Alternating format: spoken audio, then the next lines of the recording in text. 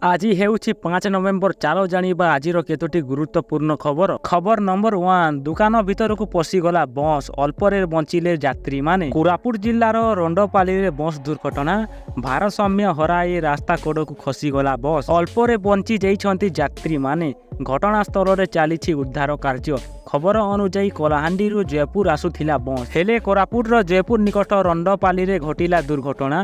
भारसाम्य हराई बसटी रास्ता कड़े थिबा दुकान भितर को पशिगला, किंतु सौभाग्यवत बस रे थिबा यात्री मानक कोनोसी क्षति होई नाही, अल्परे बंची जाइछंती यात्री माने। खबर नंबर 2। आसंता 7 तारिख रु बदलिबो पाणीपाग, 2 रु 3 डिग्री खसिबो रातिर पारद। पश्चिमा झड़ और पूर्वाली वायु प्रभाव रे राज्य रे विभिन्न स्थान रे हालुकारु मध्यम धरण रे वर्षा लागि रहिछि। केन्दुझर और मयूरभंज जिला रे केतेक स्थान रे आज प्रबल वर्षा मध्य देखिबाकू मिलिछि। 5 और 6 तारिख जाए राज्यर विभिन्न स्थान रे वर्षा जारी रहिबो बोली पाणीपाग विभाग स्पष्ट करिछि। परे आसंता 7 तारिख रु राति रे राज्यर पारद खसिबो बोली अनुमान करिछि पाणीपाग विभाग। ओ फल रे धीरे धीरे तापमात्रा खसिबो और ठंडा आरंभ हेबा बोली जणा पड़िछि।